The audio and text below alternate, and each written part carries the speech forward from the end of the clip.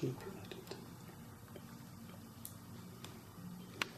696 sayılı kanun hükmünde kararnameyle taşeronların katı ve geçişlerle ilgili yapılan düzenleme yapıldığında da düzenleme içeriği o zaman itibariyle sakat idi.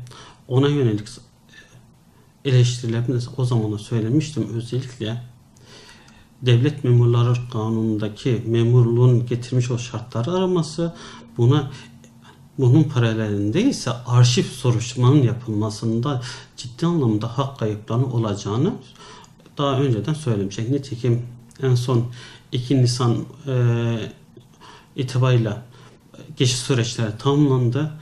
2 Nisan itibariyle birçok işçi kadrolar geçilmeyerek işsiz kaldı. Hiçbir gerekçe öne sürülmedi.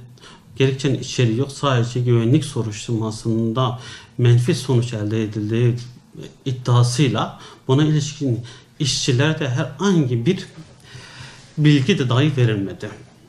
Buna ilişkin işçiler ne yapabilir? İşçiler tabii ki kanun önünde haklarını sonuna kadar arayabilir ki aradıklarında inanıyorum ki biraz gecikmeli de olsa haklarına kavuşabileceklerdir.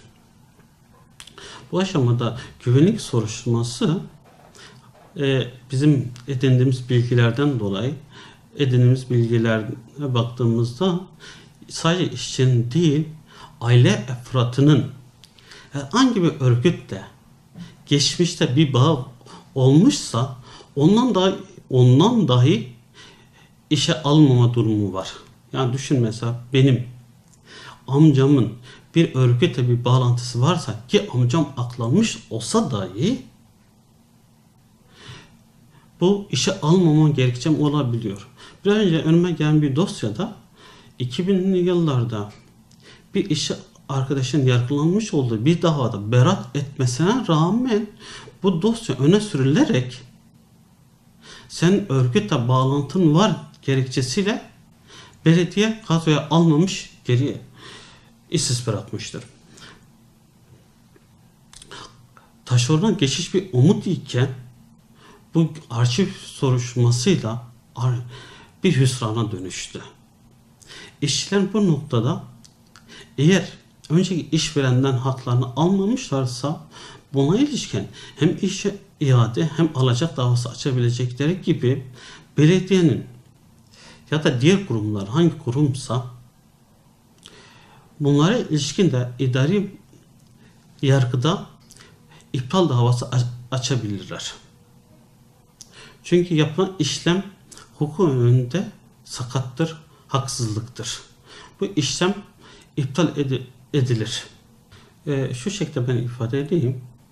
Türkiye'de yargının geç olması, davaların yıllarca alması sadece bu olay bazından değil, diğer birçok dosya açısından bir handikaptır. Evet, ortalama 1 yıl, 2 yıl arasında bu tür davalar sürer. Ve bu arada işçiler her halükarda mağdur olacaktır.